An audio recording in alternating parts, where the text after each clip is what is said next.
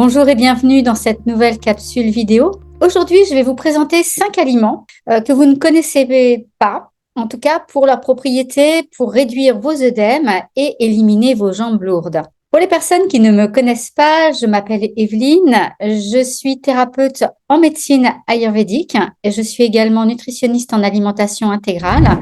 Et grâce à mon programme Régénération intégrale, j'accompagne les personnes et les femmes en particulier qui souhaitent retrouver leur vitalité, qui souhaitent perdre du poids, augmenter leur énergie à partir d'une méthode qui leur permet de prendre soin d'elles-mêmes. Alors, si vous souhaitez recevoir régulièrement les vidéos de cette chaîne, je vous invite également à vous abonner.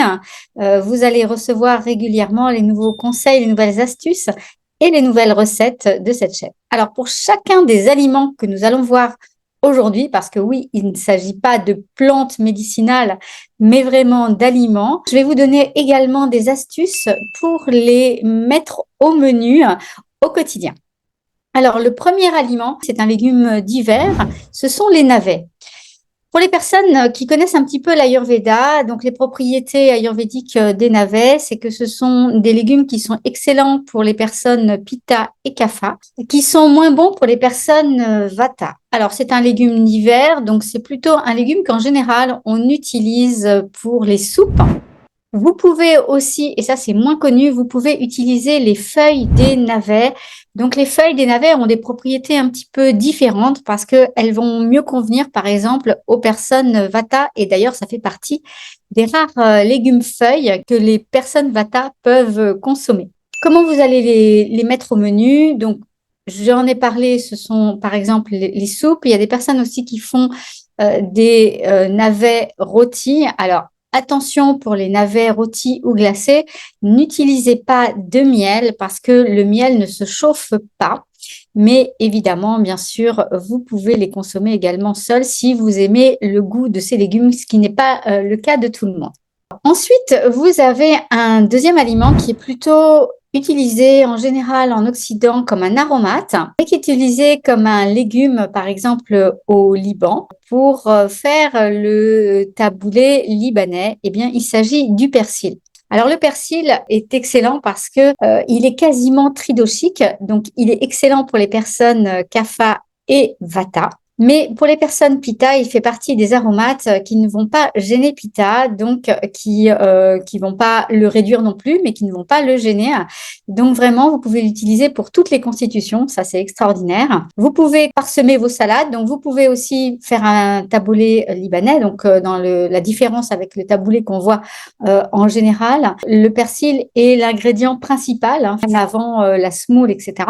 En nutrition intégrale, on n'utilise que les céréales complètes. Donc, à ce moment-là, utilisez du blé complet en priorité. Donc, excellent dans les salades pour l'été. Sinon, bien sûr, vous pouvez l'utiliser également l'hiver, que ce soit dans vos plats, que ce soit également dans vos soupes ou pour faire un bouquet garni, par exemple, pour vos plats en général. Le troisième aliment, alors là, on ne s'y attend pas du tout. Ce sont des graines, ce sont des oléagineux et ce sont les graines de tournesol. Alors, les graines de tournesol, comme la majorité des graines et des oléagineux, c'est excellent pour les personnes Vata. C'est moins bon pour les personnes Pitta et Kapha. Néanmoins, les graines de tournesol, parmi tous les oléagineux, ce sont certainement celles qui sont les moins dérangeantes, notamment pour les personnes Pitta. Alors, vous pouvez les utiliser, par exemple, moi je les utilise beaucoup en les faisant griller. J'adore les graines de tournesol grillées et donc je vais parsemer, par exemple, mes tartines de légumes. Ça, c'est excellent. Et vous pouvez aussi parsemer vos salades. Vous pouvez aussi les mettre dans les soupes. C'est vraiment excellent. Alors, j'ai des personnes aussi qui les utilisent, par exemple, sur les porridge au petit déjeuner. Ça peut être aussi une option. Le quatrième aliment, alors il s'agit effectivement plutôt d'un condiment en réalité, c'est l'ail. J'en parle beaucoup de l'ail parce que il a énormément de propriétés médicinales et effectivement, il va vous aider à dégonfler vos jambes. Il vaut mieux l'utiliser en général cuit parce qu'il va être plus digeste.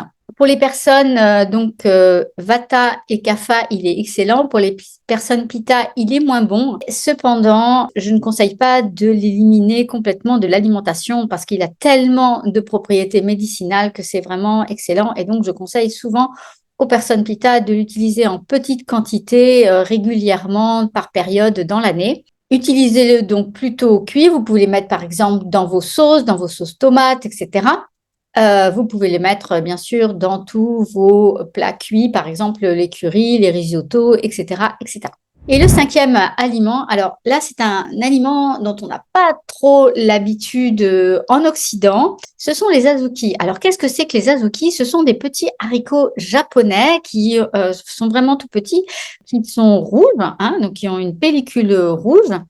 Qui ressemble un peu pour les personnes qui connaissent au haricot mongo, c'est exactement la même forme, c'est exactement la même taille, sauf qu'ils sont rouges au lieu d'être verts. Ils sont très bons pour les personnes Pitta et Kapha, ils sont moins bons pour les personnes Vata, parce qu'effectivement les personnes Vata ont plus de mal à digérer les légumineuses. Alors, pour les utiliser, vous pouvez vraiment les utiliser en substitut de tous vos plats. Quand vous utilisez des haricots rouges, ils vont être beaucoup plus digestes. Par exemple, pour l'été, vous pouvez l'utiliser en faisant des salades de azuki, maïs et poivron, par exemple. Rajouter un petit peu de persil, ça va faire une salade qui est excellente pour l'été et qui, en même temps, va vous aider donc à réduire vos jambes lourdes. Donc aujourd'hui, on a vu 5 aliments qui vont vous aider à réduire les œdèmes et à diminuer les jambes lourdes cet été. Il s'agit des navets, du persil, des graines de tournesol, de l'ail et des azuki. Si vous avez aimé cette vidéo, eh bien, je vous invite à mettre un like, également mettre un commentaire, ce qui va énormément m'aider à faire connaître cette chaîne. Et puis également, si vous souhaitez des recettes pour justement, par exemple, utiliser l'ail, je vous invite à télécharger mon guide de recettes sous cette vidéo. Je vous ai fait également une petite liste de ces 5 aliments pour pouvoir l'avoir avec vous dans votre cuisine. Donc, vous pouvez aussi la télécharger sous cette vidéo. Je vous souhaite une excellente journée ou soirée selon l'heure à laquelle vous regardez cette vidéo et je vous dis à très bientôt.